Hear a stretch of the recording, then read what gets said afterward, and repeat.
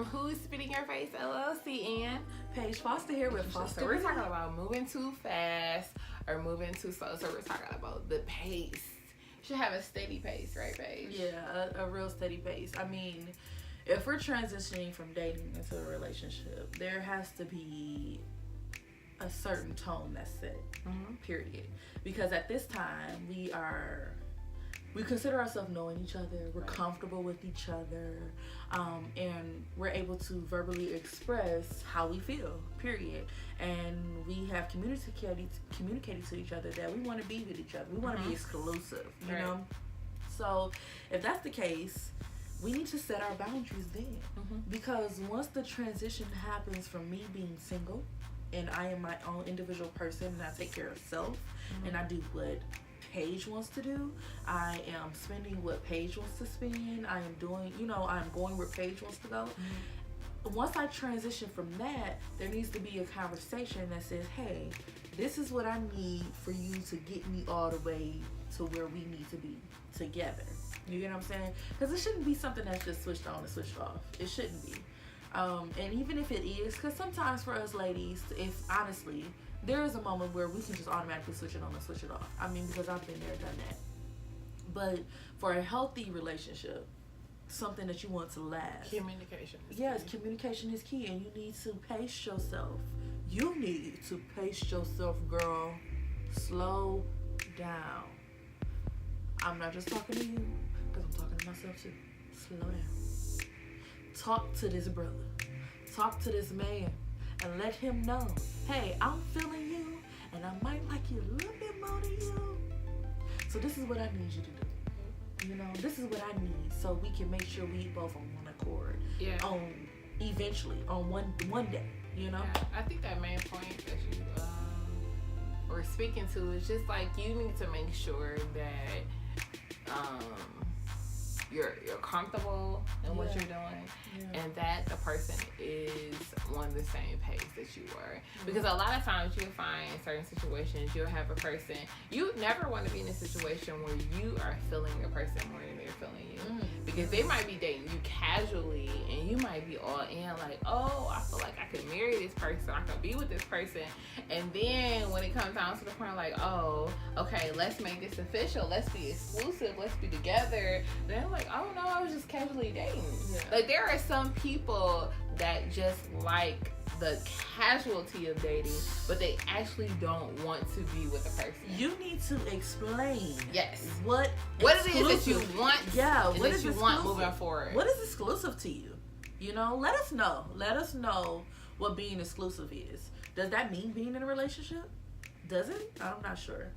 For me, when I get to the point of okay, we're exclusive. Like, okay, so we're dating. So at the point where we're dating, I can date you and I can go out on dates with other people. But when we're exclusive, we're not officially an item, but we are exclusively dating. Yeah. We're just like, okay, now we're exclusive. We're just dating each other. So we are, listen, you are filling me out and I am filling you out. And you can go fill somebody else out. And then after, so we're hanging out, then we're exclusive. And then after a period of being exclusive, then we decide, do we want to be together? Yeah, for sure. That's what it is for me. Like, I like stages. I like things to build upon. Like, I'm a writer.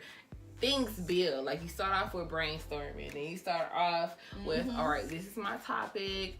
Then I'm going to dive into that and I'm going to invest in that. Like, you have to know your stages, because I found that guys will be like, oh, I'm just having fun, but here I am, I'm investing my time in you and only you. And that's when that whole statement about putting all your eggs in one basket comes from. It's just like, what are we doing here? Yeah. So I've learned from trial and error that you need to define what you're doing. Exactly. And make that be known. Yeah, and then on top of that, I'm a logical thinker. Yeah. And that's rare to be in a woman. That's really rare to be a logical thinker. So I think most men say I think like a guy, which is, a compliment. And I mean, I can take it either way, depends on how you're saying it. But for me, if you are not telling me exactly what you want, exactly what you need, I'm not going to assume anything. You get what I'm saying? I'm going to assume that you want everything, so I'm just going to do my thing. You need to tell me what you want. Communication how you feel is key. And for me, if you're not communicating with me, I'm not where you want to be. Right. Because that means you're communicating with someone. Because everybody, I don't care how quiet you are, what type of guy you are, what type of woman you are, everybody is talking to somebody. So if I am not the person you are talking to, I am not the person you want. Absolutely. And for me, I'm okay with that. If that's what it's supposed to be. I'm okay with that, but that gives me a signal that I Ooh. need extra stage left. Ooh. Transition. Mixed signals. Mixed signals. Mixed signals. Oh my goodness, Yes. these mixed signals, fellas. Driving me crazy. Driving me crazy. Absolutely. I know you can't talk about that right now because you're in a whole relationship. I'm trying So shout out to New Bae. Hey Bae. Hey New Bae. How you doing?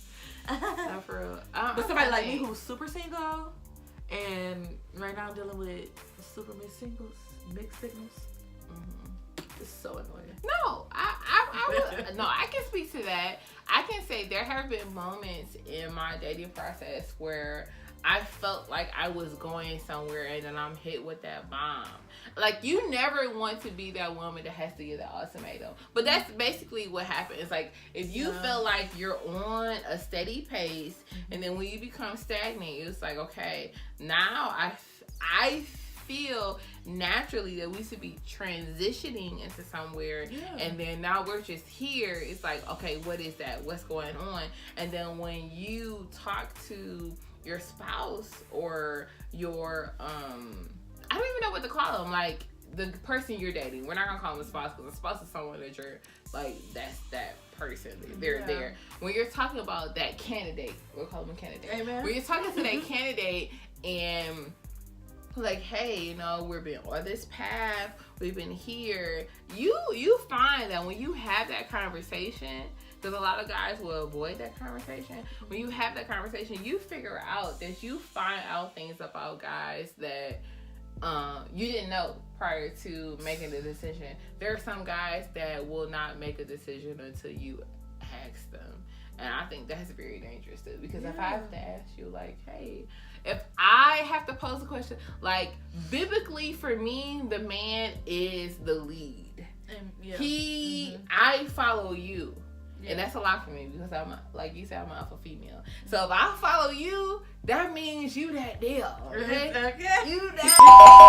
Hey, excuse me. I know it's like history month, but I embrace the word nigga. If I follow you, okay? You okay? got something that I like. Right, exactly. So if I follow you, that means I believe in you and I believe in what you're projecting.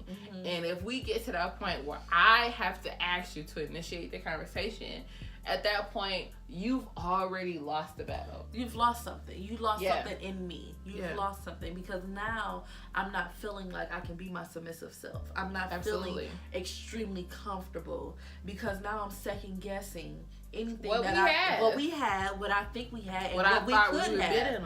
Yeah, what we could have. Because if I have to say, well, what are you going to do? Are you going to make it happen? If I have to question you about what your actions are going to be, then I don't trust what you are going to say because I'm questioning your actions. And at that point, it's a wrap. It's a wrap. It's a wrap. Unless you do something that drastically changes. So we are talking about social media and relationships. Now, previously, I used to be very standoffish. When guys would slide in the DMs. You know what I'm saying? Right. But I have gotten to know a couple of guys from DM messages. Shout out to y'all with the DM messages. There's a way you slide into the DMs. Absolutely. You can do it with some grace, with some class. The sliding. You don't jump. You slide. And it's what you say. Like, I don't like the guys who are very seductive with their messages. Like, there is a certain level of sex appeal that I have, and I understand that. But don't make that your forefront of why you're reaching out to me. So for me, the guy who like see something like I might post a political post or something, and they might like make a message on it. And it's like, okay, I see your thought processes. That intrigues me more when we can talk about things that have nothing to do with relationships, that have nothing to do with sex. Yeah. I know that males by nature can be sexual beings. I mean, I like sex. I think we all. Yeah, we can admit that. Yes, we all come to the understanding that we know we like grown. what we need and we want, but there's so much more to a relationship outside of sex. Like, to really feel a person, so just the whole person. Just know, guys, we are giving you the 411 on how to properly slide into a woman's DM. I do something. Because I didn't know that piece of information. Absolutely. Tell me, like you said, you understand my thought process when it comes to certain things. Tell me something about you, but still complimenting me. Get creative. Okay? Be creative. Be creative. Think outside of the box. Because if you're sliding out in my DMs, you have to know that you are not the only one. I mean, I'm not tooting my own horn, but beep, beep. Okay? Beep, beep. Toot, toot. You are the dog's bark and the cat's meow. Like, I'm just saying. I'll drink to that. I'm just saying. Stand out. Absolutely. So, we're talking about social media. Absolutely. Just to continue the social media and the fact that we're talking about relationships right now. Does social media affect our relationship? I think it definitely does. I think social media, for some people, I won't say all people, for those who use social media solidifies what you have going on. Like, if you are dating and people know you're single and all of a sudden you got a man, that lets jokers know, like, okay, let the block know that you're taking. Yep. Sis is taking, and so out. Don't slide in the DMs. I mean, I don't have the type of relationship where we're in each other's phones. I trust the fact that you can make the right decisions, and if I feel otherwise, then we just need to part ways. Absolutely. So for me, social media. Okay, so I'm gonna say this. Social media has not been tainted for me. But then again, it has. Because for my last relationship, social media was the reason how I found out. Exactly. The dirt. Okay? And shout out to finding out the dirt. Shout out to finding the truth. Finding the truth. Finding the truth. Seeking the truth and finding it. Okay. So I will say that. But then I will say that I am a person that if I am in with you and I'm in this relationship with you, then I'm trusting you. And like you said, until you prove me otherwise. Exactly. Guilty and proven until proven, or innocent until proven guilty. Innocent until proven guilty. My bad. But that's me. And if I can't trust you, then at that point, why we need to even be in a relationship? Yeah, what's the point? So social media for me is not a big deal, but here's where I go. Here's where it splits for me. It won't be a big deal to me if social media isn't a big deal to you.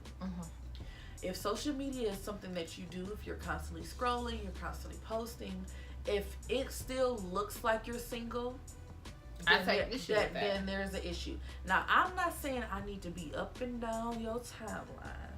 A post here, maybe random. It's Valentine's Day. Okay, post me. It's my birthday. Okay, post me. Absolutely. It's your birthday. Okay, post us. Whatever the case is, I'm posted here and there. Okay, but if it looks like you're single still, if I'm scrolling on your whole page and you look like you single still, I take issue with that. then there is an issue for me. Yeah. If you're reposting half naked women, you're reposting your Women Crush Wednesdays that don't look nothing like me, comments that I feel you're like commenting, there's other people commenting under you, you're posting pictures that are half naked or X-rated far as I'm concerned, and if I'm in a relationship, you're gonna know what that means for me. Right. Okay. Because everybody's definition of that is different. Yep, exactly. So if there is a disconnect from our relationship in your social media, then that's where it's an issue. Absolutely. That's where it's an issue for me. I'm okay with whatever your social media is. If you are an artsy person and you're posting all tattoos and you're posting all artwork, you're commenting, for business purposes. That's different. That's totally different. If you're tagging people are tagging. That is totally different. And get this, y'all. I'm not a jealous person. So if a girl or somebody is commenting under your picture and it's more flirtatious than the norm, that's perfectly fine. Because she's on the other end of another phone, and I'm sitting right here next to you most of the time while you posting this. So that's neither here nor there. Even still, there is a level of respect that has to be there, exactly. And that's for me. Like, I've even seen celebrities who are married, like especially like males, black males, and I really appreciate it. Where if a chick says something that's too far fetched, they'll like check them, and I appreciate that. Like, let them know that this is not okay. And moving forward, this is not how you address me as a married man or as a man that is taken. Because a man that is taken and a man that is married are still men that are exclusive to one person. Exactly. So respect that. And even if you aren't the person to shut them down, or maybe you did shut them down once upon a time, and now it's my turn, it shouldn't be a problem. If I'm up under your comments like, I got it, boo. Okay. Or he good, my love. You not about to boo-lay-boo. About to shake my face. That's why up on this. Okay. You about to sit down. Have several seats. Several seats to the back of the bus, baby. Period. Because I'm right here. Okay. Try, babe.